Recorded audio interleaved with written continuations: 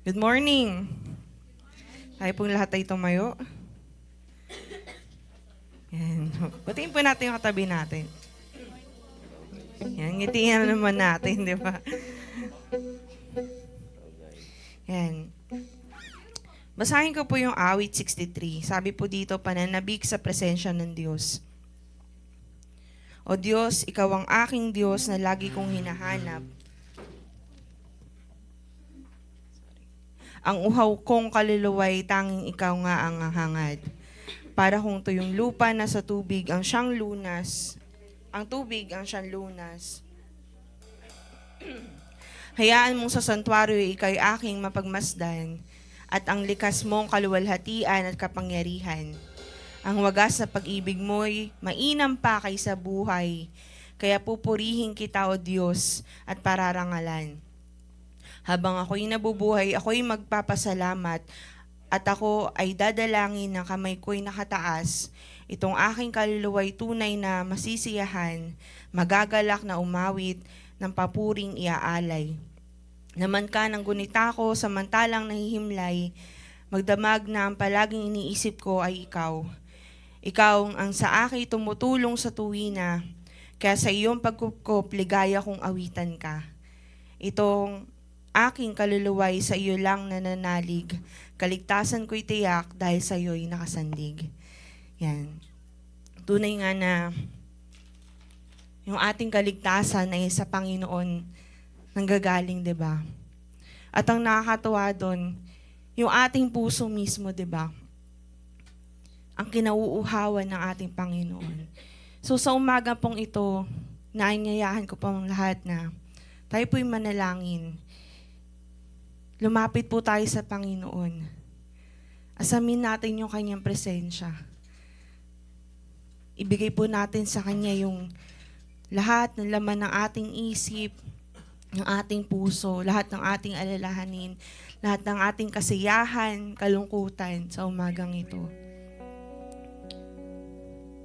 Sige po, magkaroon po tayo ng oras na panalangin. Yes, Jesus.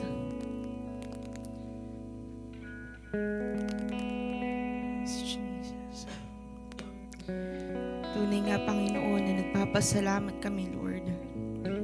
Sa bagong umaga, sa bagong linggo, Panginoon, nasama-sama kami, Lord, na aawit sa'yo. Magpapasalamat, Panginoon, sa ginawa mo, Panginoon, sa krus. Sa kaligtasan na aming tinanggap, Panginoon. Sa kapayapaan, Lord, na naghahari sa amin sa kabila ng gulo ng mundo, Lord, ng buhay namin, O God. Tunay nga, Panginoon, na ikaw lamang, Lord, yung makaka-fulfill, O God, ng aming puso, ng aming buhay, Panginoon. At sa umagang ito, Panginoon, dalangin namin, maluwalhati ka, Lord, sa aming kalagitnaan. Dahil tunay, Lord, na karapat-dapat ka at kahanga-hanga, Panginoon, pagmasdan ng iyong kapangyarihan, ang iyong kaluwalhatian, Panginoon. Salamat, Panginoon. Purihin ka, Panginoon.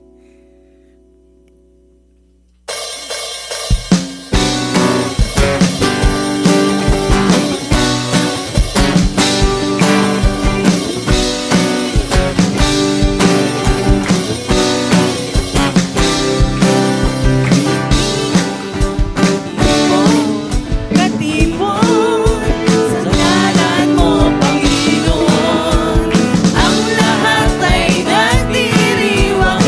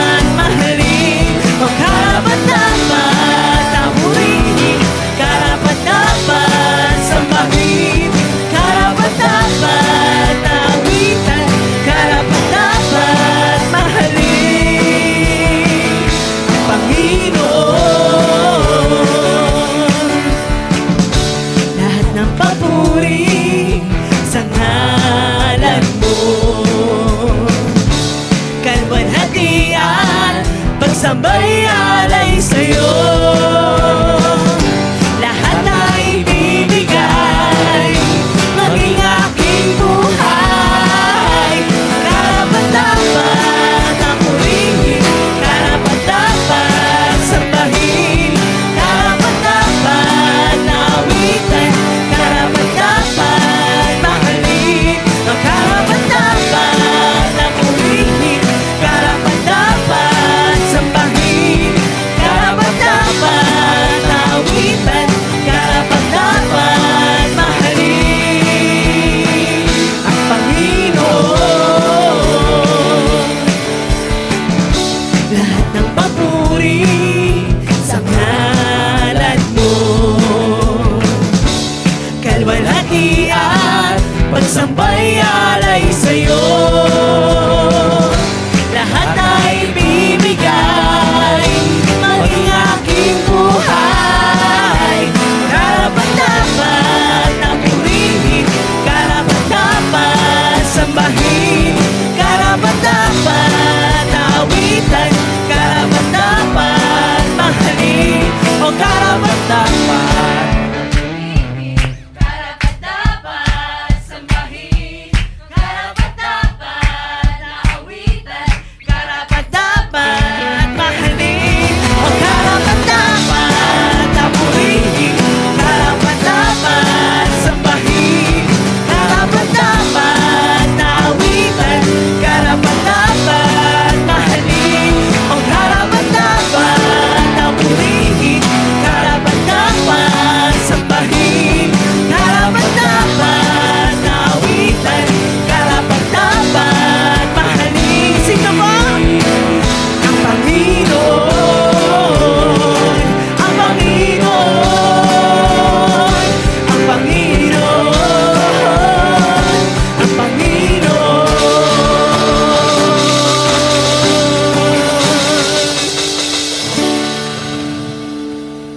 Yes, Jesus. Tunay kang karapat-dapat, Panginoon. Yes, Lord. Patuloy nga kami, Lord, lumalapit, Lord, sa iyong presensya. Kami yung katagpuin, Lord. Ano man, Lord, yung sitwasyon ng buhay namin.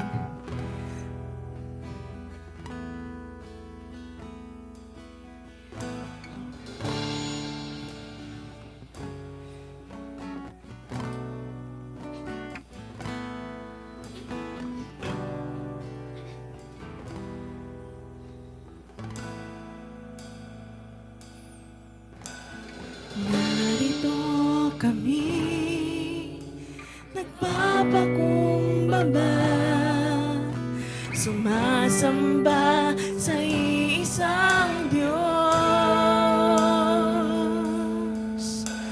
Hinahanap namin kaligtan ng iyong mukha, sumasamo sa iyong pagkilos. Narito kami, nagpapakumbaba, sumasamba sa isang Diyos. Hinahanap namin kaligtan ng iyong mukha, sumasamo sa iyong pagkilos, at sa himig na hain aming dalangin, kami katagpuin. Iparanas mo sa amin ang iyong kapangyarihan, ipamalas mo sa amin ang iyong kalwalhatian, hanggang ang aming kaluluwa'y mapuspos ng lubusan, at sa aming kalagitnaan bumaba ang kalangitan. Dakila ang iyong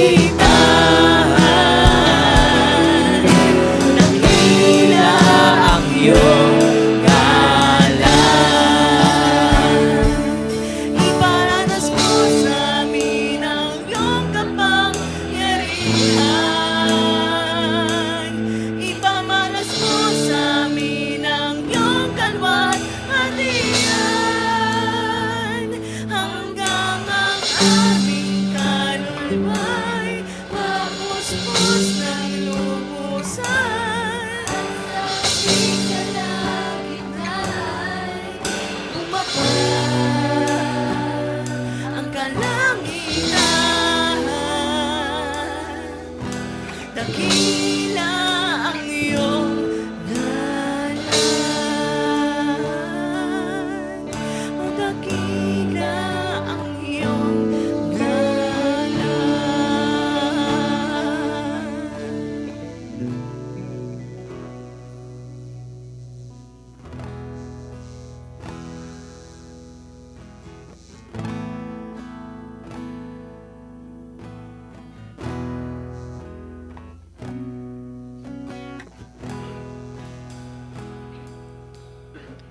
You did not wait for me to draw near to you, but you clothe yourself with frail humanity.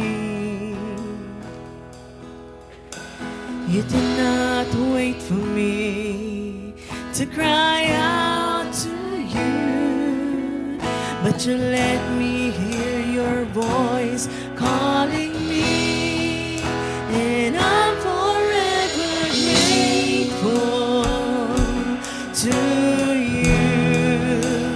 I'm forever grateful for the cross. I'm forever grateful to you that you came to seek and save the lost.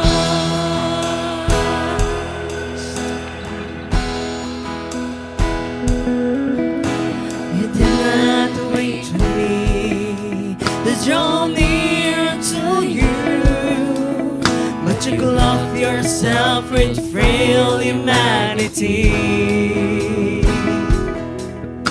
You did not wait for me to cry out to you, but you let me hear your voice calling me, and I'm forever grateful to you.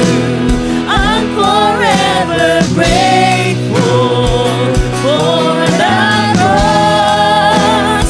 I'm forever grateful to you that you came to see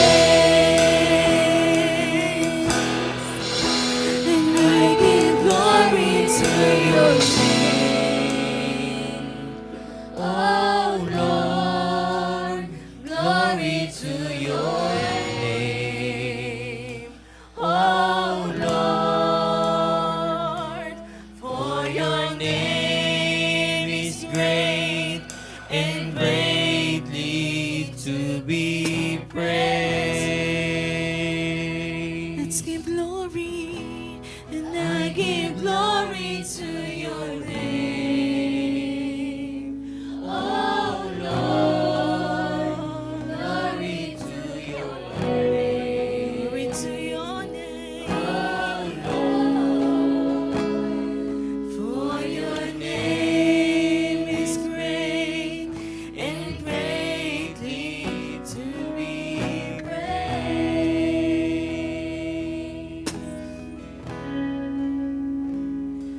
For your name is great and greatly to be praised.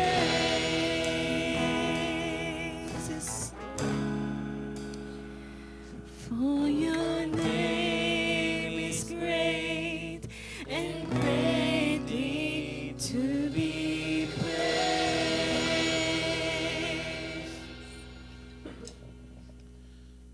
Panginoong Diyos, sa dakila sa lahat, Panginoon, tunay nga na karapat-dapat kang bigyan ng pinakamataas na papuri at pasasalamat, Panginoon. Dahil ikaw ang Diyos na hindi nagbabago mula noon, ngayon, magpakailanman. Ikaw ang Diyos ang lumikha ng langit at lupa. Ikaw ang Diyos ang nagbigay ng buhay sa amin, Panginoon. Ikaw ang Diyos ang nagmahal sa amin, Panginoon, sa kabila ng aming kasalanan. At sa kabila ng lahat, Panginoon, binuhos mo sa amin ang kapatawaran at ang pag-ibig, Panginoon. At pinakita mo, Panginoon, ang iyong dakilang presensya, Panginoon, sa amin na binigyan mo si Kristo, Panginoon, upang ang aming kasalanan ay mabayaran, Panginoon. Lord, salamat dahil binalik mo kami, Panginoon, sa iyo. At dahil doon, Panginoon, karapat-dapat nga, Panginoon, ay bigay namin sa iyo ang lahat ng pagdakila, Panginoon. Lord, kulang ang aming buhay, Panginoon, upang pasalamatan ka, Panginoon. Ngunit ito ang pwede naming yali sa iyo, Panginoon. Aming mga sarili, Panginoon. Gamitin mo kami, Panginoon, sa iyong ministeryo, Panginoon. Higit sa lahat, gamitin mo kami, Panginoon, sa pagpapahayag ng iyong mensahe, Panginoon, ng mabuting balita ng pag-ibig at pakikipagkaisa ng kapatawaran, Panginoon, na nagmumula sa iyo, na binuhos mo sa amin, Panginoon, sa pamamagitan ng binigay mo si Kristo, Panginoon, nang siya'y mamatay sa krus, Panginoon, at nang siya'y muling mabuhay, Panginoon, meron kaming pag-asa, Panginoon, na kami uuwi sa iyong piling, Panginoon, sa iyong kaharian. Lord, dalahin ka, Panginoon, sa bawat isang nandito, Panginoon, na patuloy mo kaming empower, Panginoon, upang kami, Panginoon, ay magkaroon ng kakayanan, Panginoon, upang i-share, Panginoon, sa iba ang mensahe ng pag-ibig mo, Panginoon. Lord, gamitin mo kami, Panginoon, upang ang mga tao, Panginoon, na hindi pa nakakakilala sa iyo, Panginoon, ay marinig, Panginoon, ng mabuting balita, Panginoon. Sa anumang paraan, Panginoon, na pwede mo kaming gamitin, Panginoon. Lord, gamitin mo kami, Panginoon. Lord, kami, Panginoon, ay narito, Panginoon, bilang yung lingkod, Panginoon. At handa, Panginoon, kami. Lord, gawin mo kaming handa, Panginoon, na tagapagdala ng iyong mensahe, Panginoon, para sa iba. And Lord, sa aming buhay, Panginoon, patuloy na makita ang iyong kaluwalhatian. Lord, patuloy mo kami linisin sa aming mga kasalanan, Panginoon. At patuloy, Panginoon, na kami ay bigyan mo ng lakas, Panginoon, turuan na lumakad, Panginoon, ayon sa iyong kalooban, ayon sa iyong plano, Panginoon, at katuwiran, Panginoon, upang makita, Panginoon, sa aming buhay, hindi ang aming mga sarili, Panginoon, kundi ikaw, Panginoon, na siyang nagmahal at nagpatawad, Panginoon, sa amin, Panginoon, maging sa iba, Panginoon. Lord, maraming salamat, Panginoon. Dalangin namin sa iyo the rest ng gawain ito, Panginoon. Patuloy na ikaw ang kumilos sa puso ng bawat isa sa mensaheng aming marinig, Panginoon. Patuloy nga, Panginoon, ng iyong pangalan ng mataas at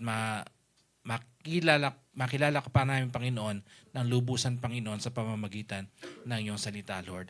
Maraming salamat po, Panginoon, sa iyo po namin naalay lahat ng papuri at pasalamat sa pangalan ni Jesus. Amen. Amen.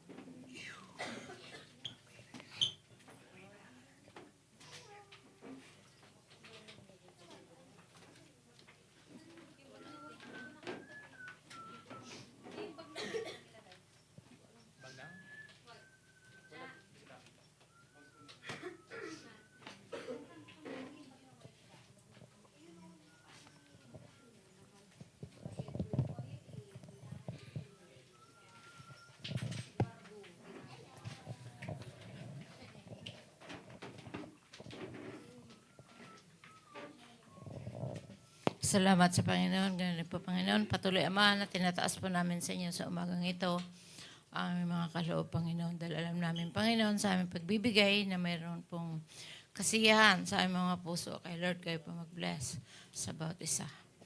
Kaya dahil alam namin, Panginoon, ay para magamit sa iyong gawain. Muli, maraming salamat. In Jesus' name I pray. Amen. Pakiano mo na lang dyan.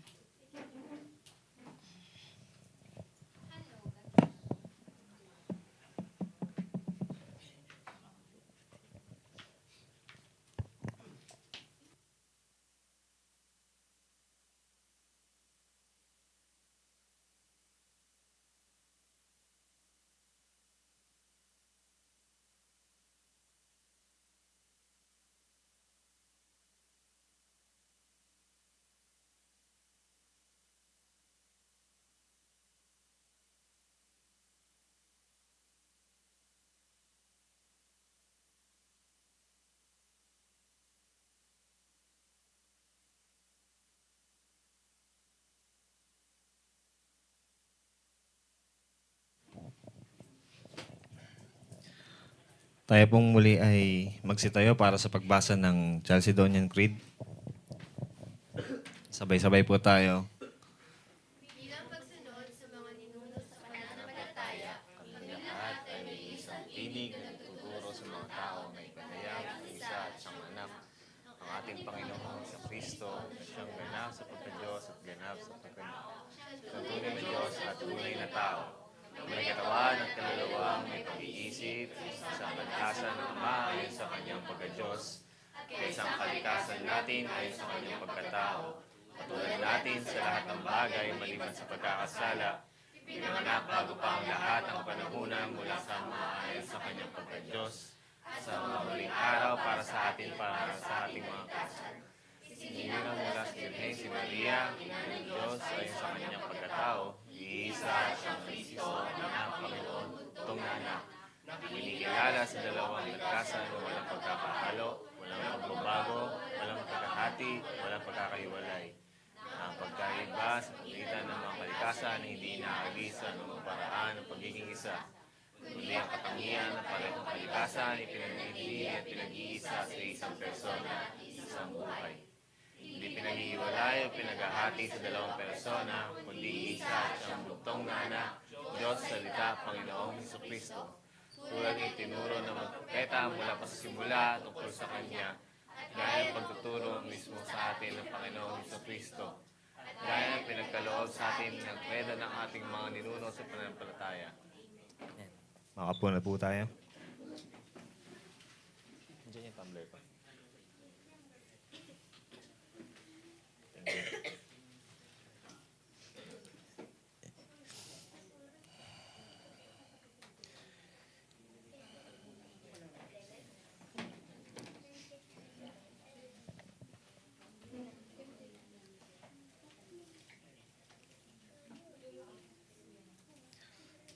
Yan. Ayun. Lumabas din siya. Yan. Tayo po muna ay manalangin. Ama namin na mahabagin, pagdapatin mo po kami sa paglapit sa iyong salita. Dalangin po namin, Panginoon, na kami ay patawarin niyo sa aming mga kasalanan. Buksan niyo po ang aming mga puso't isipan upang maunawaan namin ang iyong salita. Gabayin niyo po kami, Panginoon, sa pangalan ni Jesus. Amen. Okay, sino pa nakakaalala nung ating na-discuss last week? Meron pa ba? Tungkol saan po yun?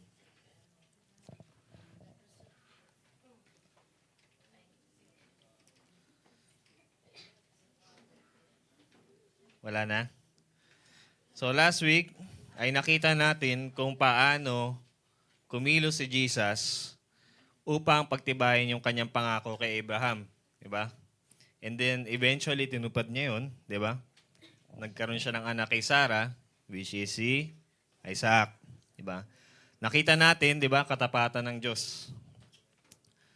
Diba? Ang kanyang mga pangako ay sigurado. Nakita natin na hindi naghihintay ang Diyos upang ang tao ay lumapit sa Kanya.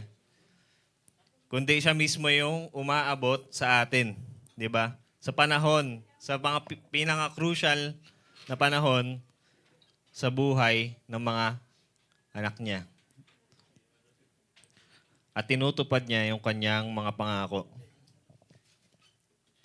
And then, nakita rin natin na si Jesus ay hindi nag-i-exist nung New Testament lang. Di ba? Kundi kumikilos na siya para sa katuparan ng kanyang mga pangako ng Diyos, simula pa sa simula ng panahon kasama ang Ama. Di ba? Kung yung last week natutunan natin yung katapatan ng Diyos sa pagtitibay, sa pagtupad, di ba? Sa pagsisigurado ng kanyang pangako, making the impossible possible, di ba? Makikita naman natin ngayon na siya rin ang bumabago sa mga taong tinawag niya. Upang matuto yung mga tinawag niya na umasa hindi sa sariling lakas, kundi saan? Sa kapangyarihan niya lamang. Amen?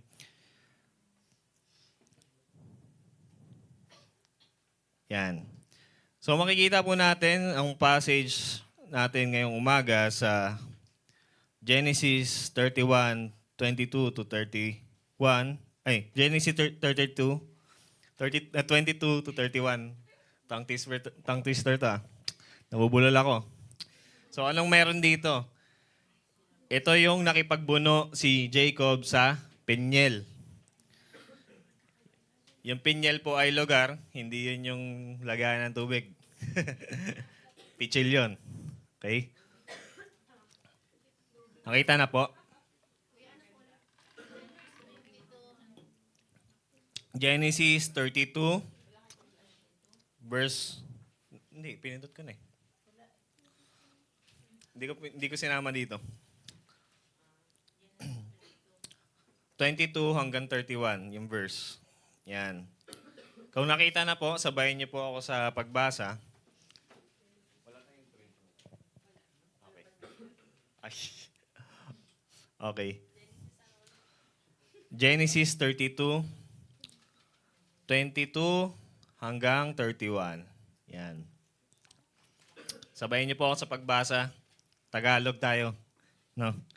Nang gabing ring yun, gumising si Jacob at itinawid sa ilog Jabok ang dalawa niyang asawa, 11 anak at 2 asawang lingkod. Pagkatapos maitawid ng lahat niyang ari-arian, naiwang mag-isa si Jacob. Doon nakipagbuno sa kanya ang isang lalaki hanggang sa bukang Libayway. Ano po yung bukang Libayway? Pagsikat ng araw, di ba?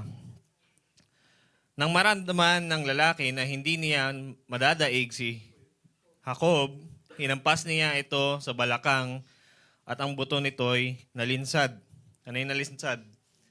Na-dislocate, no? Sinabi ng lalaki, bitawan mo na ako at magbubukang liwayway na.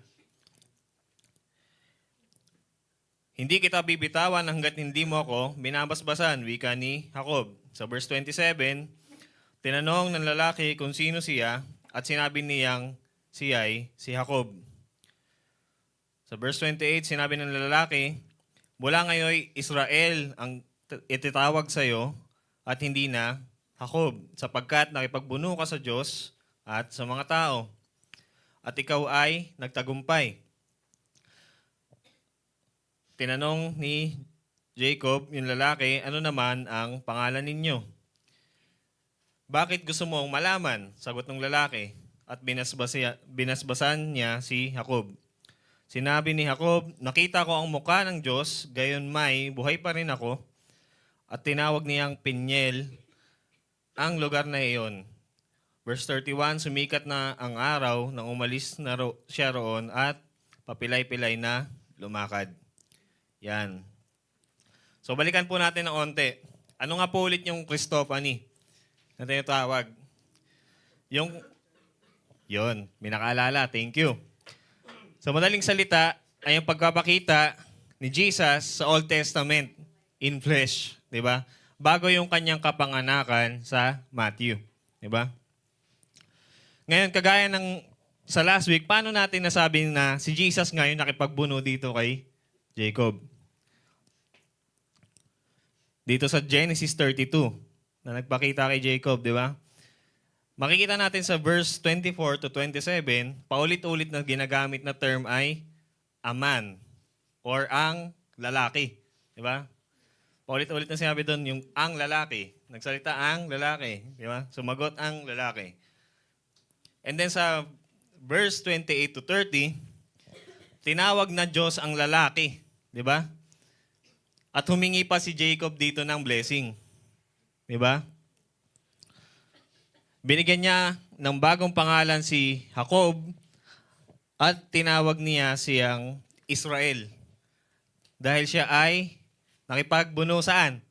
Sa Diyos. Di ba? Nakipagbuno sa Diyos. And then sa verse 29, sabi doon, kaya din ng lalaki magbasbas ng tao. Di ba? Binigyan niya ng basbas si Jacob. At sa verse 30, ang sabi ni Jacob na tinatawag na ngayong Israel, nakita ko ang muka ng Diyos. Di ba? Ngunit buhay pa rin ako. Di ba? At ulitin po natin. Yan.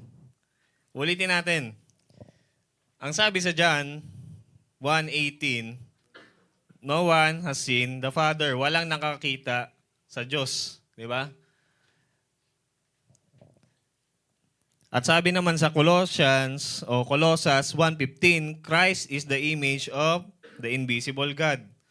Si Kristo ang larawan ng Diyos na hindi natin nakikita. So when God is seen, the manifestation is mediated through the Son. Pag nakikita natin ang Diyos, yun ay sa pamamagitan ng anak, si Kristo. Amen? Napag-usapan namin sa devotion kahapon, nung si Ate Peng nag-lead sa Philippians 3, di ba? Sinabi ni Pablo doon, oo, tinuturing kong walang kabuluhan ang lahat ng bagay bilang kapalit ng lalong mahalaga. Ano daw yung mahalaga doon? Ang pagkakilala kay Kristo Jesus na aking Panginoon. Ang lahat ng bagay ay pinalagay kong walang kabuluhan at tinuturing kong basura, makamtan ko lamang si Kristo. Ito rin yung kahalagahan ng matutunan natin, yung Christopanis. Dahil dito ay makikilala natin sino? Si Jesus. Amen? Nalalaman natin dito na hindi lang si Jesus nag-exist ng New Testament, hindi lang siya kumikilos ng New Testament na, dahil may mga ibang grupo nagsasabi nun, di ba? Ngunit kumikilos na siya noong una pa man, di ba? Upang maisa katuparan ang pangako ng Diyos. Ang kanyang layunin ng kaligtasan para sa lahat ng sasampalataya sa Kanya. So balikan natin ulit yung passage kanina. Ano ba nangyayari noong mga panahong to? Bakit tinawid ni Jacob ng ilog yung mga asawa at anak niya? And then pag binalikan pa natin yung ibang passage, verses na nauna, doon natin makikita. Ito pong time na to, nakikita natin na naghahanda si Jacob sa pagdating ni Esau. Di ba? Na mula sa Edom, yung kanyang kakambal. Kung hindi po natin alam yung istorya, si Esau ay kuya ni Jacob, di ba? Malamang marami nakakaalam ng kwento na to. Doon pa lang sa kapanganakan nila meron. Di ba? May struggle na. Pinanganak si Esau, nakakapit si Jacob. Kasi ang ibig sabihin ng Jacob ay supplanter, di ba? Mandurugas, mga agaw ng pwesto. Anong sinusubukan niyang agawin nun? Yung birthright, di ba? Yung pagiging panganay. Kasi nung kultura nila ay, meron? Yung panganay yung usually nagre-receive nung O yun, double inheritance, di ba? Yung panganay usually nagre-receive ng blessings mula sa kanyang tatay. So makikita natin yun sa previous verses pa. Sa iba-ibang, mula Genesis 25, okay? Ang ibig sabihin ng pangalang Jacob ay supplanter. Sa Tagalog ay mga agaw o mandaraya. And then may footnotes doon nakalagay. Katunog din siya ng sakong sa salitang Hebrew kasi nakahawak siya sa sakong ni Iso. Pero ang problema, bago pa ipanganak naman si Iso tsaka si Jacob, sa Genesis 25, sinabi na doon, sino yung maglilingkod sa kanyang kapatid. Ang sabi doon, paglilingkuran ng panganay yung nakababata. Di ba? So either way, may gawin man si Jacob o wala, sino magre-receive ng blessing? Di ba? Si Jacob. Di ba? So ito, mga panahon na to ay lumipas na yon. So meron na silang sariling pamilya, di ba? Kasi nangyari doon, di ba? Isang araw, umuwi si Iso na pagod at gutom na gutom. And then nakita niya si Jacob na nagluluto ng pulang munggo. Yeah, pulang munggo. Nakikita niya, basta, sabi ni Iso, gutom na ako. Pahingi naman niyang niluluto mong mapula. Diba? Famish kasi yung term na ginamit eh. Gutom na gutom. As in, alam mo yun? Parang nginginig ka na sa sa gutom. And then, ang sagot ni Jacob, ibigay mo muna sa akin yung pagkapanganay, pagiging panganay mo. Bigay mo sa akin yung birthright mo. Tapos ang sagot ni Iso ay, payag ako, aanhin ko naman yung pagiging panganay kung mamamatay naman ako sa gutom. So, ganun kababa yung tingin niya doon sa blessing, di ba? Pero, ibang topic na yon. Hindi yung i-discuss natin. So, in short, ay dinaya ni Jacob, sino? Si Iso, di ba? Pagkatapos pa ng ilang panahon ay ibibigay ni Isaac na yung blessing niya kay Iso. Di ba? Nagpanggap naman ito si Jacob na siya si Iso. Di ba? Naglagay siya dito ng goat skin. Di ba? Yung balahibo nun. Kasi si Iso ay, ibig sabihin ng Iso ay mabalahibo, di ba? So, nagpanggap siyang si Iso. And then, sino yung nakatanggap ng blessing? Si Jacob. Sa kaninong paraan? Sa sarili niyang paraan. Di ba? Tuso siya eh. Di ba? Tapos tinulungan pa siya ng nanay niya. Ang galing. Kasi may favoritism sila nun eh. Siyempre, dinaya niya si Iso. Ano nangyari ngayon? Kailangan niyang umalis sa kanyang tahanan. Di ba? Kasi anong mangyari sila sa kanila? Mag-aaway sila doon. Siya ay laging nasa bahay. Di ba? Hindi naman siya ganun kagaling lumaban. Hindi kagaya ng hunter na kapatid niya, di ba? Si Iso. Magaling na mga ngaso si Iso. Ano makikita natin dito? Yung identity ni Jacob ay pagiging tuso, mandaraya, di ba? Akma talaga sa kanyang pangalan. Di ba? He is always trying to get the blessings according to his own strength. Palagi niyang sinusubukan makuha yung mabubuting bagay na to sa pamamagitan ng kanyang sariling lakas, sa sarili niyang diskarte, diba? Sa sarili niyang talino. Sounds familiar? Diba? Sounds familiar? At kung minsan, ginagawa niya pa ito, o madalas, na merong siyang inaapakan na ibang tao. Diba? Kaya itong sa Genesis 32, magkikita na sila. So alam niyang ginawa niya ng mali yung kanyang kapatid. Di ba? Kaya sabi dun sa Genesis 32 verse 2, natatakot siya. Di ba? verse 2 ba yan or verse 7? Natatakot siya para sa kanyang buhay tsaka para sa kanyang mga kasama sa pamilya niya. So dumiskarte siya ngayon. Hinati niya sa dalawang grupo. Siyempre, para pag nalipol tong mga isang grupo na to, meron pa siyang kalahati. Di ba? Kahit papaano. Kasi ang balita sa kanya, nagpadala siya ng sugo, and then pagbalik sa kanya, ang sabi, merong grupo ng kalalakihan na 400. Alam mo yun? Abot ng 400. O, di ba? 4 na arang lalaki. Eh, mga kasama ni Jacob, hindi naman mga lumalaban yun. Di ba? Ang description, mga babae at bata, and then yung mga cattle, di ba? Kasi yun yung parang naging kabuhayan ni Jacob eh. Ayun, so parang naging malakas na leader na dito si Iso. Hindi natin alam kung anong intention ni Iso, kung bakit may kasama siyang ganon. Di ba? Para lang puntahan si Jacob, pero malamang ang tumatakbo sa isip ni Jacob ay tutugisin na siya ng kapatid niya. Di ba?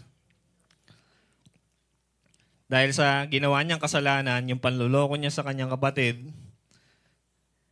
kaya nga sabi dun sa previous verses, di ba? Siya ay natatakot. So, ano makikita natin? Si Jacob, yun, it means supplanter, mandaraya. His very nature is to deceive. Di ba?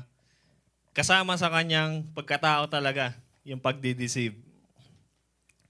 Kagaya rin natin na nasa nature natin ang gumawa ng kasalanan. Pinangako na sa kanya ng Diyos yung blessings sa Genesis 25 pa lang, pero gumamit pa rin siya ng paraan niya. Di ba?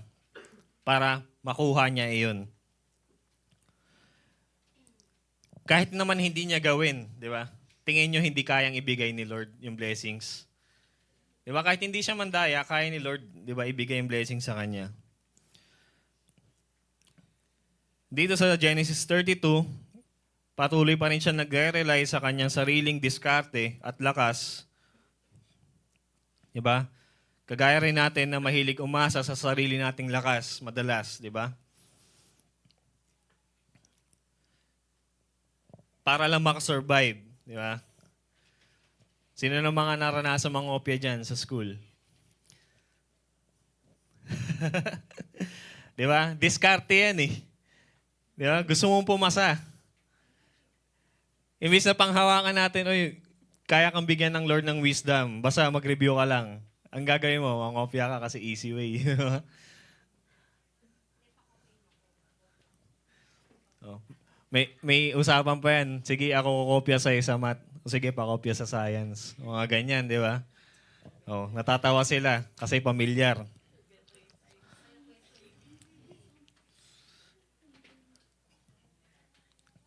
And then makikita rin natin dito, pati sa paghingi ng blessings sa Panginoon, sinusubukan niya itong makuha sa pamamagitan ng pakikipagbuno sa Diyos. Di ba? So sarili niya pa ring lakas. Di ba? Nakikipagbuno siya para makuha yung blessings. Sarili niya pa ring lakas. So ang gulo ng sitwasyon ni Jacob. Di ba? And maunawaan mo bakit siya ganon. Kasi, ayun nga, nanganganib siya. Nangangamba siya para sa kanyang buhay dahil nanganganib siya. Di ba? Babalikan na siya ng kapatid niya.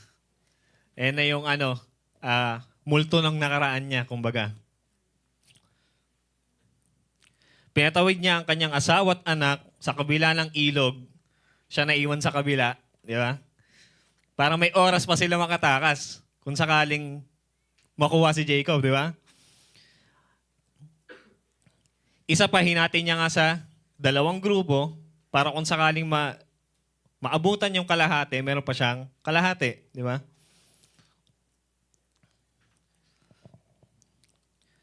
Pero kung titignan natin maigi, dahil 400 men ito, tingin nyo makakatakas kaya sila? Kung sakali man. So kahit anong diskarte ni Jacob dito, ang imposible. Di ba? Ang imposible makaligtas siya dito. Kung sakali mang sugurin sila ng kanyang kapatid. Di ba? Ngunit, mabuti na lang may isang lalaking dumating sa buhay ni Jacob. At lumapit ito sa kanya sa panahon na pinakakailangan niya. Di ba? So, ginagamit ng Diyos yung ating pag-iisa upang tayo ay abutin. Diba? Makikita natin sa verse 24, si Jacob po ay mag-isa nung time na to. Diba? Kasi nga, pinatawid niya na sa kabila ng ilog, kanyang asawa at mga anak, naiwan na siya. Siya ay mag-isa na. Dumating ang Diyos sa crucial moment kay Jacob. Sa panahon na wala ng ingay sa paligid, di ba? Sa panahon na wala na siyang kasama.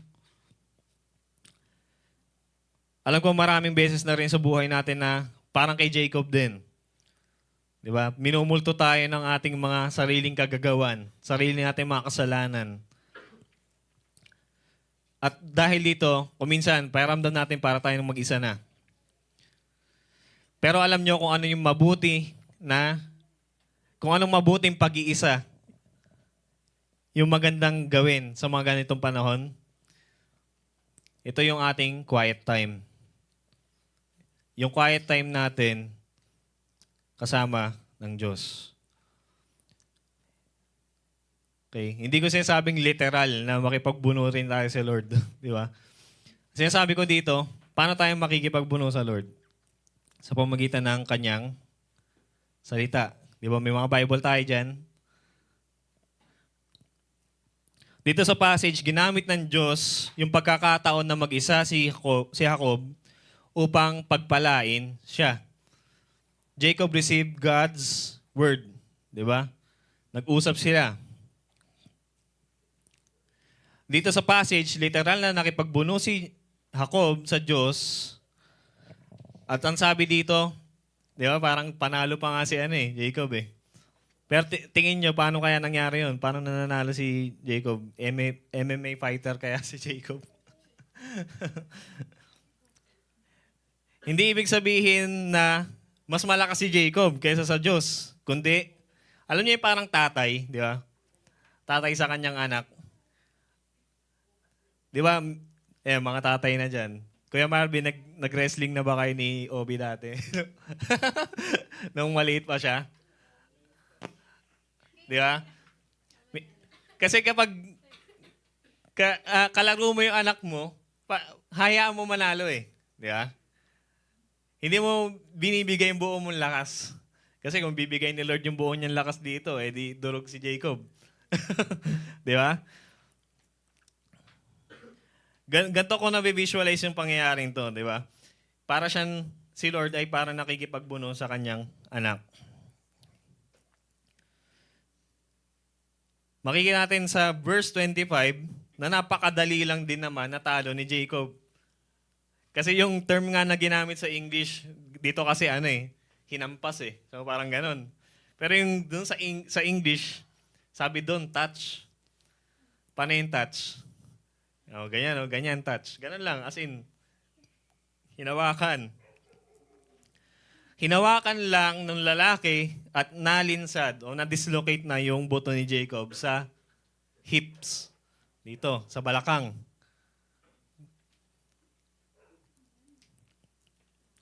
So, para sa atin, gaano karaming oras ang ginugugol natin sa pag-iisa na kasama ang Diyos?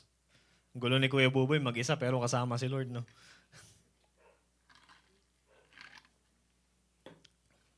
Diba, marami tayong kaabalahan sa buhay. Diba? Parang kay Jacob, andyan yung kanyang kampo. Kampo kasi ginamit na term eh. Diba? Andyan yung kanyang pamilya. Andyan yung mga cattle. Andyan yung kanyang mga anak. At marami din tayong mga ginagawang paraan para makasurvive. So kagaya din ni Jacob, anong ginagawa niya? Hinati niya yung grupo niya sa dalawa. Di ba? Nagpaiwan siya sa harapan. Di ba? Ang dami niyang discarding ginagawa. And then, kung titignan pa natin yung mga previous verses, ang sabi doon, ilang beses siya nagbigay ng regalo sa kuya niya eh. Kaya para nga ma-appease yung kanyang kapatid.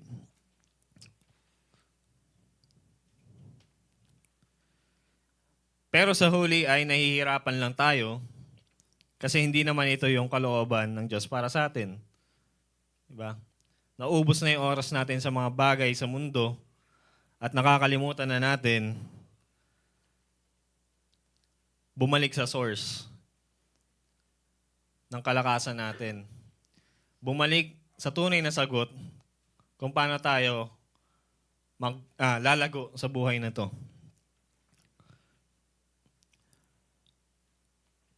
Malamang ilang beses na rin natin narinig, di ba? Nothing will prosper unless God allows it, di ba? Nothing will prosper malibang sa pamamagitan ni Kristo. Pero gaano karaming oras yung ibinubukod natin para makipag-wrestle, di ba? Sa salita ng Diyos. At hayaan itong baguhin tayo. Nagbibigay ba man lang tayo ng time upang makapag-isa at hayaan ng Diyos na abutin tayo? O hindi na natin kayang bigyan ng time kasi masyado maraming distractions sa paligid natin na in reality ayaw din natin bitawan. So ang Diyos, ginagamit niya yung mga pagkakataon na tayo ay mag-isa. Upang tayo ay abutin, kagaya ng ginawa niya kay Jacob. Itong pagkakataon na to sa buhay ni Jacob ay habang buhay niyang dadalhin. Di ba? Dahil sa pagkakataon ito ay magkakaroon siya malaking pagbabago. So makikita natin mamaya kung ano yun. Diba? So mga nag-i-struggle pa rin sa atin. Ang dapat natin gawin? Make alone time with God. Magkaroon ka ng quiet time kasama ang Panginoon.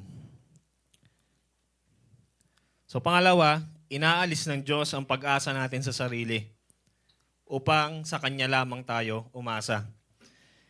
Because in reality, pag tayo ay umasa sa sarili natin, we will fail. We will fail. Nag-appear ba? Yan. So, pagpasensyahan nyo na si Gemini.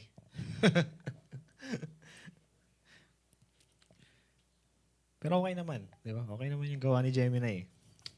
Di ba? Makikita natin nung umpisa ay parang nananalo si Jacob. Di ba? Sa pakikipagbuno niya. Ngunit pagdating dito sa verse 25, ano nangyari? Di ba? Hinawakan lang yung kanyang hips, yung kanyang balakang. At yung buto niya ay na-dislocate. Ika-ika na siya. Hindi na siya makalakad na maayos. Ganon-ganon lang ay nabalian si Jacob. Hindi dahil mahina siya. Kasi nga, nananalo siya eh. Di ba? At siya ay malakas kasi talagang ang gawain niya ay umasa sa kanyang sariling lakas. Ang pinapakita dito ay yung lakas ng Diyos. Di ba? Maraming babae dito sa atin. Di ba? Ang sabi doon kasi dito, di ba? Hinampas niya ang balakang. At yung buto ay nalinsad. Di ba? Sa mga babae dito sa atin, mahilig yan mamalo eh. Mahilig manghampas pag tumatawa. Gano'ng karami na yung mga hinampas nyo at na-dislocate yung braso? Sige.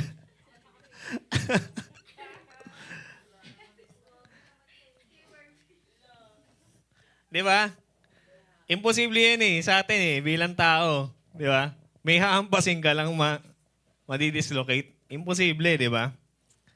Pero sa Diyos walang imposible.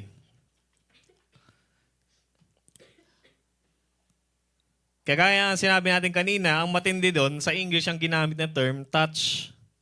Hindi hampas He touched his hip socket and it was put out of joint. With just a touch,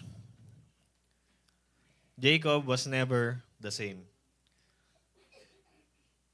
Sa paghawak lang, Jacob was never the same.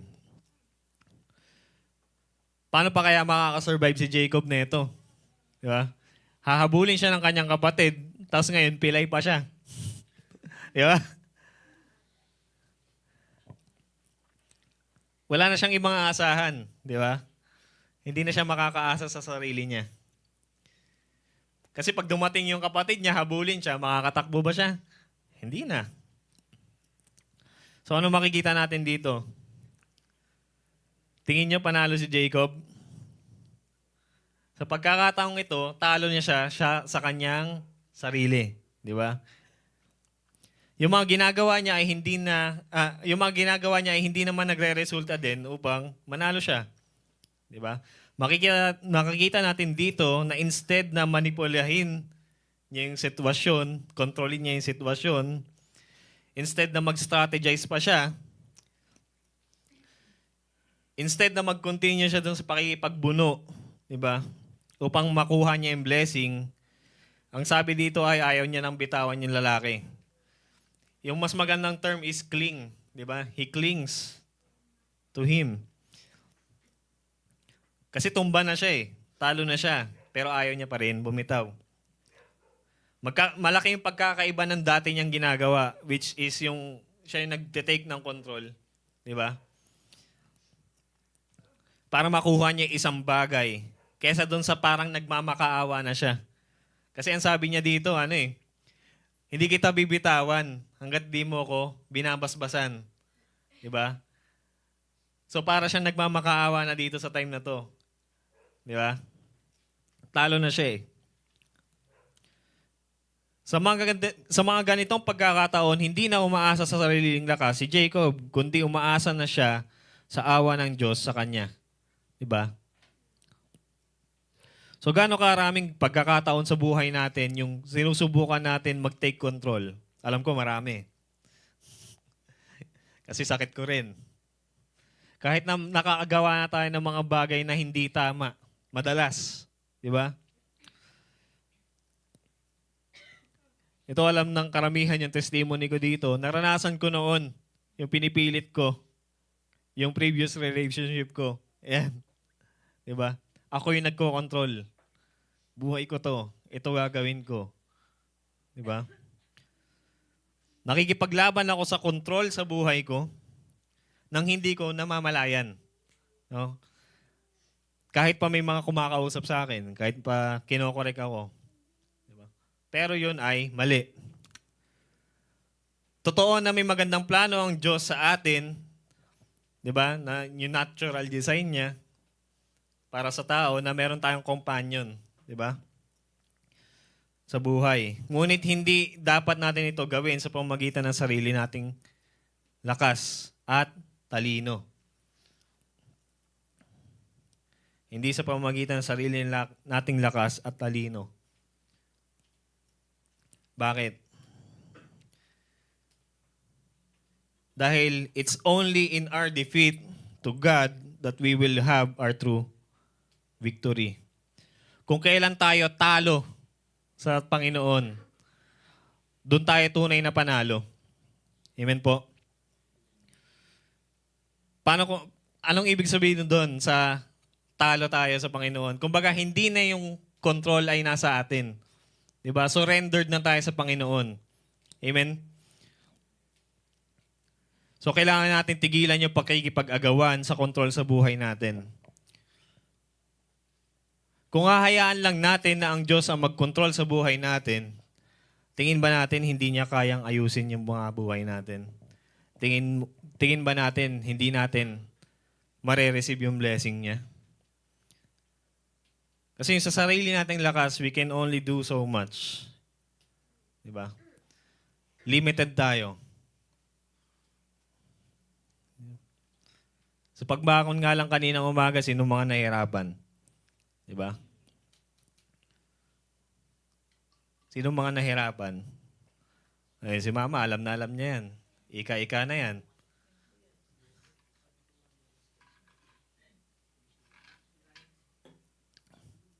Diba? Hindi tayo pang habang buhay na malakas. And hindi lang naman sa katandaan din yung paghina. Kuminsan tayo yung mga nagkakasakit. Diba? And then sa spiritual, ganun din. Kuminsan tayo nanghihina sa pananampalataya. Tapos aasahan natin yung sarili nating lakas. Diba? Tingin ba natin mas kaya nating ayusin yung ating mga buhay nang hinggit sa kayang gawin ng Diyos? Ang ating lakas, yung ating diskarte, yung ating kontrol ay hindi man lang kayang abutin ang kalingkingan ng kayang gawin ng Diyos para sa atin. Amen?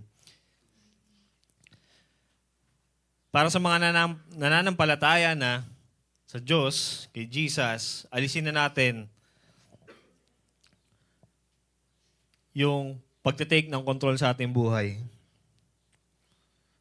Yung pag-asa sa sarili nating lakas at sa Kanya lamang tayo umasa. Dahil niyan bakit? Mas mabuti kapag tayo sa Kanya ay umaasa. Dahil wala tayong kayang gawin ng hindi sa pamamagitan ni Jesus. Huwag na tayo makipaglaban sa kontrol.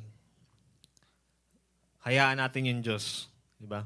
Kagaya na nangyari kay Jacob, wala naman talaga tayong laban sa Diyos eh. Diba? Dapat lang tayo sumuko sa Diyos, di ba? Upang maranasan natin ang tunay na pagkapanalo sa buhay sa pamamagitan ni Jesus. Ayan. Tumatayo na siya. Inalalayan siya ni Jesus. Nagbibigay ang Diyos ng panibagong katauhan at pagpapala. Sa pangatlo, makikita natin dito sa verse 28, ang sabi ng lalaki kay Jacob, mula ngayon Israel na ang itatawag sa'yo at hindi na Jacob. Kasi sagot ni Jacob eh. Tinanong siya ng lalaki, sino ka? Sumagot si Jacob, ako si Jacob, sabi niya. Pero dito sabi, hindi ka natatawaging Jacob sapagkat nakipagbuno ka sa Diyos at sa mga tao at ikaw ay nagtagumpay. Ikaw ay nagtagumpay. Ang galing, no? Nagtagumpay siya kahit pilay-pilay na siya dito. And then bago pa ito, yung kay Laban, talo siya lagi. Nadaya din siya ni Laban eh. Di ba? Dinaya siya ni Laban. Pero ang sabi dito, ikaw ay nagtagumpay. Kung kailan siya talo, tinawag siyang victorious. Di ba? Ikaw ay panalo.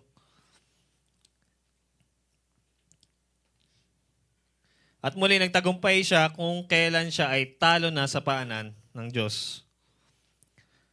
Di ba? Pero ang focus natin dito ay yung bago niyang identity.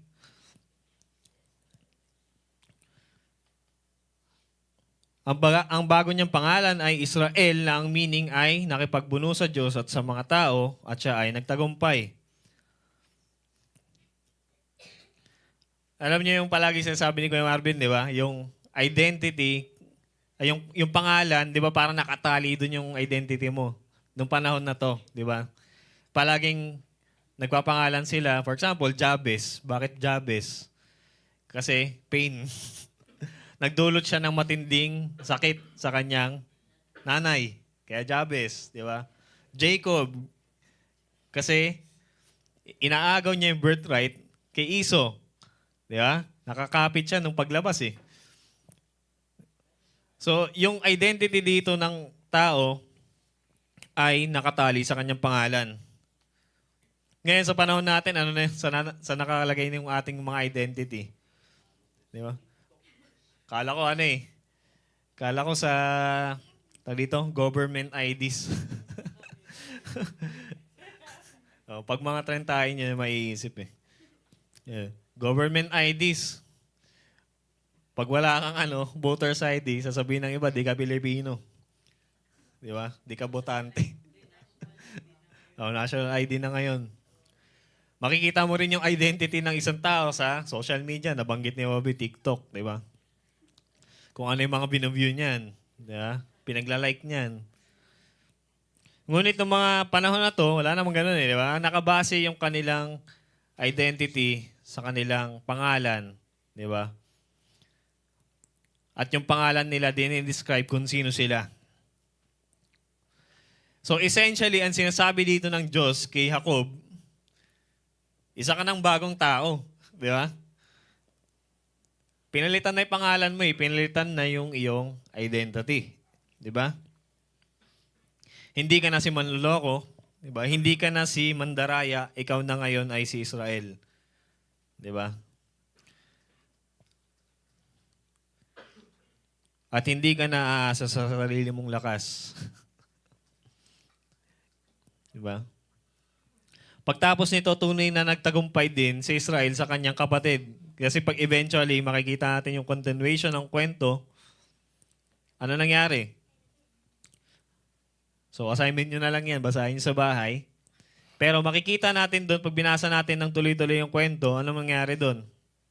Nagkita nga sila ni Iso, kasama yung 400 men ni Iso. Pero ano nangyari? Pinatay ba siya ng kanyang kapatid? Tinugis ba siya? Hindi. Diba? Hindi natin alam kung anong ginawa ng Panginoon sa puso ni Iso. At hindi nananaig yung galit sa kanya. Hindi natin alam kung may epekto ba yung mga regalo ni Jacob. Pero malamang wala. Diba? Yung prayer ni Jacob. Hindi natin alam, di ba? Pero ang isang sigurado natin ay ang Diyos ang kumilos para maging mapayapa yung pagkikita nila. Kagaya ni Jacob na binago ng Diyos at naging si Israel, ang parehas na Diyos, si Jesus, ay tumatawag ngayon at siya ay may kakayanan magbago ng mga buhay. Siya yung parehas na Diyos noon, ngayon, at sa hinaharap.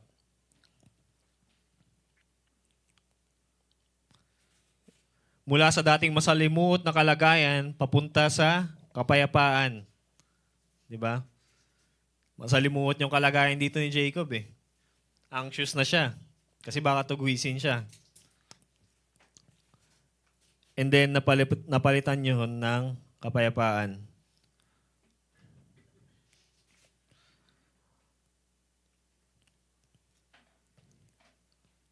Gusto mo maranasan yung kapayapaan nagmumula sa Diyos? Na kahit nasa gitna ka ng gulo, di ba? Kahit ano pang sitwasyon mo, nararanasan mo yung kapayapaan yun na hindi mo ma-explain. Mararanasan lang natin yun kapag tayo ay surrendered kay Christ. Kaya kung sa sino man na hindi pa isinusuko ang buhay niya para kay Jesus, tinatawag ka niya ngayon. Tinatawag ka ng Diyos ngayon. Nasa pagsuko mo lang ng iyong buhay matatagpuan ang tunay na pagkapanalo at pagbabago. Pero para sa ating mga mananampalataya na, reminder ito na tayo ay mga bago ng nilalang. Kagaya ni Jacob na encounter na natin si Jesus. Diba? We are never the same. Tayo ay mga bagong tao na. Simula nung tayo ay sumampalataya kay Kristo. Wala na yung dati nating identity na mga patay sa kasalanan, alipin ng kasalanan. Kaya magpatuloy tayo sa pagsisikap na sumunod. At hayaan natin patuloy tayong baguhin ng Diyos sa pamamagitan ng Kanyang salita at pagkilos ng banal na Espiritu sa atin. Hindi natin pwedeng asahan na may magbabago, ngunit hindi naman tayo nakikipagbuno sa salita niya araw-araw. Di ba? Alam kong pare-pares tayo may mga laban sa buhay. Di ba? Andyan na naman yung bills. Di ba? Andyan na naman yung, minsan madedelay yung sweldo mo. Aray mo. Di ba? Andyan na naman yung Meralco. Nung kahapon yan nga tayo, nag-notify sa akin yung Meralco, may bill na naman. Di ba? And then, andyan din yung mga, yung araw-araw na pakipaglaban natin sa kasalanan. Diba? Yung patuloy natin gustong baguhin at itigil. Yung mga desires na hindi karapat-dapat sa harap ng Diyos. Kaya makipagbuno tayo sa salita ng Diyos. Pag sinasabi ko makipagbuno sa salita ng Diyos, basahin mo. Aralin mo talaga. Hayaan mo yung salita ng Diyos yung magbigay sa'yo ng pagbabago. Hayaan mong pilayin yung flesh. Diba? Yung mga desires na hindi karapat-dapat sa Diyos. Hanggat hindi tayo nagbabago, wag natin tigilan. Natutuwa ako dun sa palaging nababanggit ni Pastor Paul Washer. Hanggat hindi ka nagdudugo na ang lalabas sa'yo salita ng Diyos, wag mong tigilan.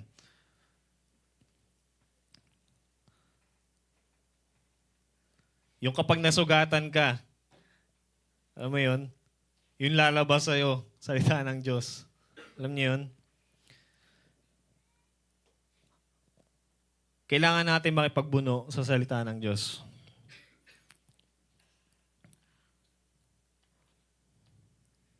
Bilang pagtatapos po, ang Diyos na nakipagbuno kay Jacob at ang nagbago sa kanyang katauhan ay ang parehas na Diyos natin ngayon, si Jesus. At patuloy siyang bumabago ng mga tao. Patuloy niya tayong binabago. Siya ay tunay na noon, ngayon at magpakailanman. At tapat siya sa lahat, tapat siya sa kanyang mga pangako sa atin. So nawa, patuloy tayong magbigay ng oras sa pakikipagbuno sa salita ng Diyos at sa pananalangin. Hayaan natin yung salita ng Diyos, wasakin tayo sa ating laman. At sa ating pagkawasak ay hayaan naman natin ang ating mga sarili na matutong sa Kanya lamang umasa. Wala nang iba. Hindi sa sarili mong lakas, hindi sa sarili kong lakas, diba? Hindi sa sarili kong diskarte o talino, kundi sa Kanya lamang. Tayo po'y manalangin. Panginoon Diyos, na dakila sa lahat, maraming salamat, Panginoon, sa paggabay mo sa amin, sa pag-aaral ng iyong salita. Dalangin po namin, Panginoon, na turuan mo kami na sa iyo lamang umasa, Panginoon, hindi sa sarili naming lakas at talino. Dahil limited lamang kami, Panginoon. At di hamak naman na masigit, Panginoon. Walang kukumpara sa kaya mong gawin sa buhay namin. Patuloy mo po kami baguhin, Panginoon. Kumilos ka sa amin. Sa pangalan ni Jesus. Amen.